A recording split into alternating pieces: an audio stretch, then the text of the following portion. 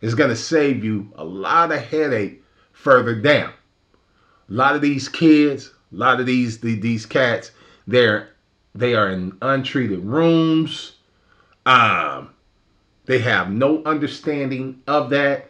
They get a lot of reverb, a lot of early reflections coming in. They don't know how to set up their mic, so on and so forth. And YouTube University, there's a million tutorials.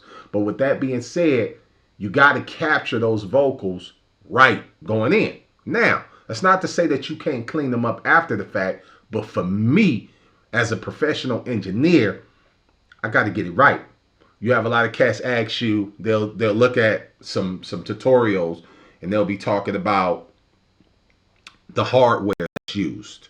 And a lot of people have never been around hardware, much less touched it. Some have been around it but haven't touched it.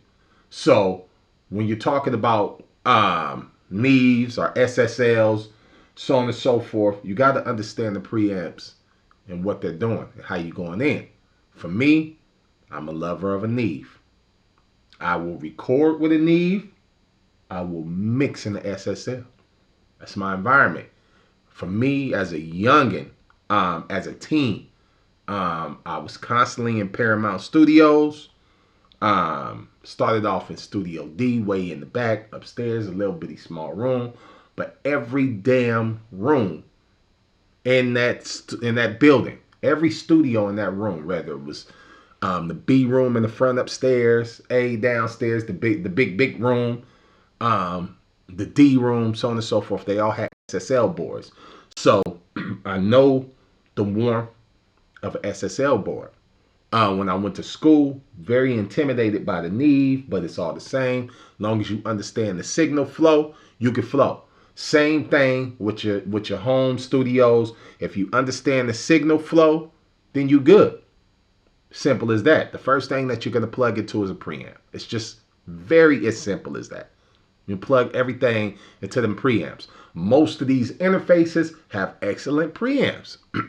You have a lot of people debating, so on and so forth, but most have excellent preamps. This is 2026. Bro, listen. Mama, listen.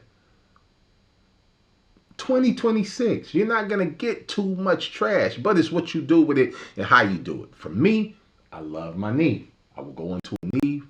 I go into a LA2A or 3A, depending on how I feel, the reaction that I want, and I go from there. And I'm going to get a clean take. And there's more that I use, but that's for detail at another time. It's more that I use. But the goal is to get a clean take. Now, after you got that clean take, let's move forward. That's a whole nother video. I'm, chatty right now.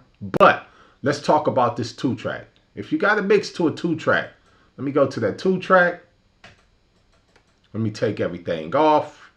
I do, on my template, I do have an EQ. And you know what? This EQ actually is showing everything good. And I do have a compressor that I put on it. But that's because, it's not because of my track that I bounced out. That template is set up for if I'm on somebody else production, beat, what have you. And the reason is because most beat makers, and we'll get into that later, there is a difference between a producer and a beat maker. Most beat makers, this is what they do not understand. If that track is hitting at 0 and damn near distorted, the best thing for somebody that's recording should do is turn that damn track down. I already got that damn track maxed out, because a beat maker, and hopefully this is not deflating but educational, a beat maker should have in his mind as he moves to being a producer to make space. To make space for the vocals. You should now, after you see this video, if you haven't figured it out, view vocals as another instrument. If I talk to any of my comrades, if I hit Skanks up right now, and Skanks is a top quality MC, and I say, Skanks, how do you view your voice? And he know what I'm talking about. He's going to view his voice as another instrument. You feel me? If I hit Gator up right now, one thing Gator's going to say, if I record Gator and I mix him and I take the bass out of his voice, that's one of the first things he's going to say, because he views his voice as another instrument. So with that being said, if you're going to view the voice as the instrument, know that the voice, the thickness of the voice, the majority of the voice is in the mid range. So let's open up this EQ. All right. This EQ is a mid-side EQ, okay, that I got in here.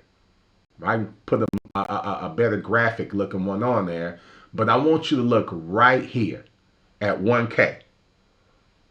I got 1K dipping. That's so the vocals can creep through. I got 5K over here, and this is only on the side of a mid-side. I got 5K, 10K, and a slope going in between the two. That way, if it is a sample-based beat, or, especially, it's going to allow the sample to breathe. Listen to what I'm telling you. It's going to allow it to breathe, and you won't lose it. The 1K dip is just so the vocals can creep through. If you try that, trust me, you will love it. You will love it. That's your trick for today, man. Peace, man. I'm going to leave it be. Mahog bless. Y'all already know what it is.